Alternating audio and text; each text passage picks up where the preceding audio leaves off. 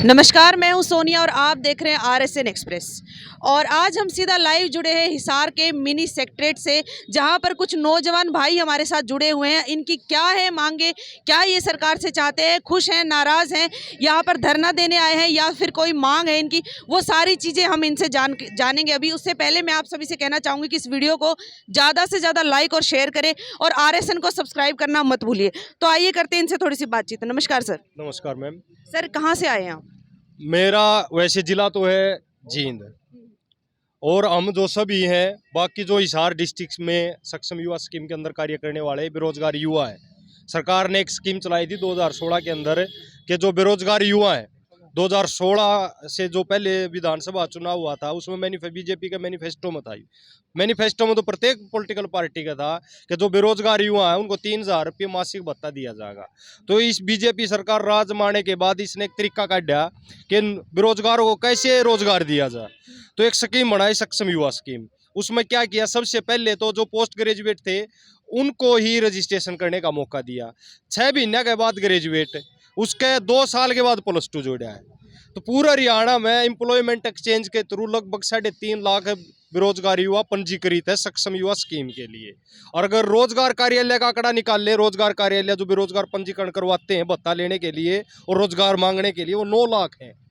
तो उनमें से 3.5 लाख के करीब है सक्षम युवा, जो है वो सक्षम युवा उनको कहा जाता है। और सरकार ने नाम भी बड़ा प्यारा दे रखा है सक्षम, यानी वो तो सभी जो एक जिस गांव में सक्षम किसको कहा जाता है, जो साधन संपन्न है, पैसे में भी, लठ की ताकत में भी, शरीर भी उनका मजबूत है, परिवार भी पूरा बड़ा, जमीन भी, सारी चीज उसने सक्षम कहा जाए। लेकिन यार है या जो स्कीम बनाई इसका बिल्कुल उलट है।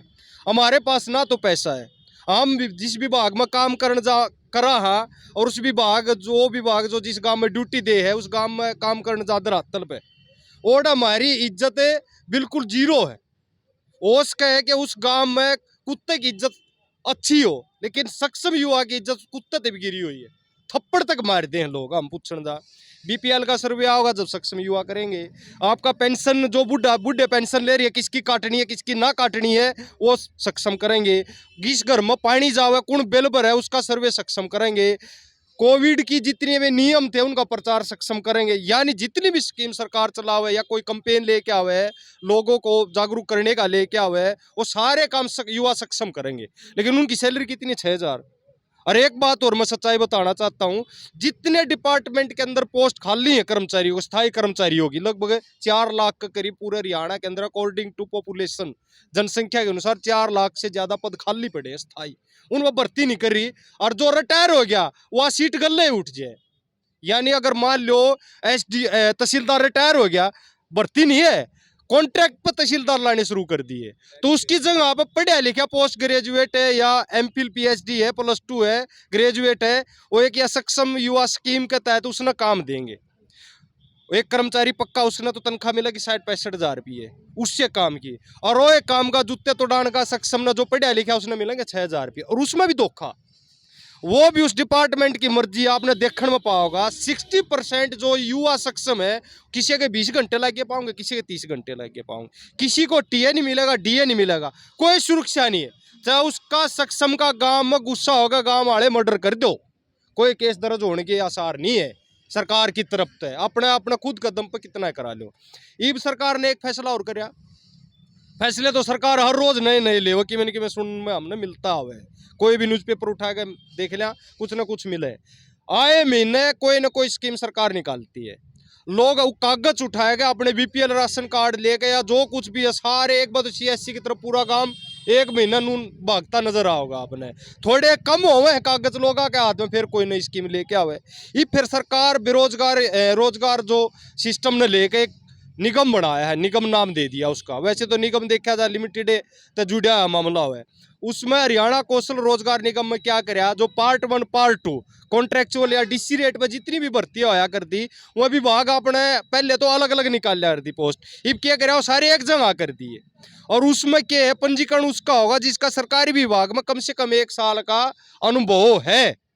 उसका उस निगम के अंदर पंजीकरण होगा, या फिर जो अभी काम कर रहे हैं उनका होगा, या सरकार की गलत नीतियों का कारण है उनकी नौकरी छूट गई। जैसे पीटीआई है 1900 के करीब, उनका रजिस्ट्रेशन होगा। इस ढाल का एक कुनबा बड़ा है हरियाणा के अंदर, जो सरकार की मार की वजह से जिनकी स्थायी नौकरी भी छूट रही है, उनका इसके अंदर रजिस्ट्रेशन होगा। हमारा जो सवाल है सरकार के सामने, हम में से लगभग 2 लाख 3.5 लाख तो हैं रजिस्ट्रेशन, और लगभग 2 लाख के करीब सक्षम युवा जिनकी 35 साल उम्र पूरी होगी, वो इस स्कीम सक्षम युवा स्कीम से बाहर हो चुके हैं। एक तो उनका एक्सपीरियंस 3 साल का, और हम जो काम करने लग रहे हैं फिलहाल, हमारा एक्सपीरियंस, हमें एक्सपीरियंस क्यों नहीं दिया जाता? सबसे बड़ा सवाल जो सरकार के सामने यू है। तो सर आपको कितना टाइम हो गया इसमें सक्षम योजना में काम करते मेरे आज 26 महीने हो गए, और 26 महीने में से मेरे को 24 महीने विभिन्न लगभग 8 डिपार्टमेंट के अंदर काम मिल चुका है, और 3 डिपार्टमेंट तो ऐसे थे काम लेने के बाद भी अटेंडेंस 0 लाई है।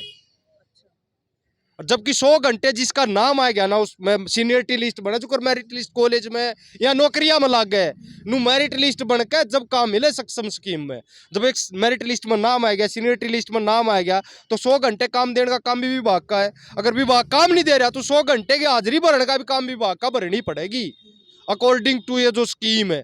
लेकिन फिर भी उड़ताना सा अफसरशाही चल रही है। ये सारी समस्या हमारे तो जो है, और हमने तो समस्या का समाधान होता है सरकार कर दी नहीं दिख रही, हमने तो एक राह लग गए, ये बैनर का और झंडा का संबंध हमने करना पड़ेगा। तो सर कितना टाइम हो गया आपको ये प्रदर्शन करते हुए? ये 1 महीना हो गया जब से कौशल रोजगार आया है, उसके तहत सारे मामले हैं।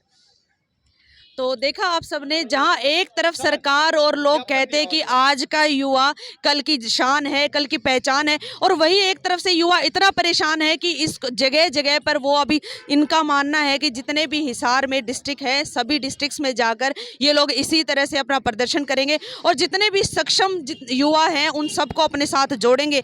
तो मैं भी आप इस न्यूज़ के जरिए आप लोगों से अपील करना चाहूँगी कि अगर आप लोगों को लगता है कि इनके मांगे जायज़ हैं, जो ये कह रहे हैं वो सब कुछ सच्चाई है, कहीं किसी तरह की कोई झूठ और फरेब नहीं है, तो आप लोग भी बढ़ चढ़कर इनका साथ जरूर दीजिए।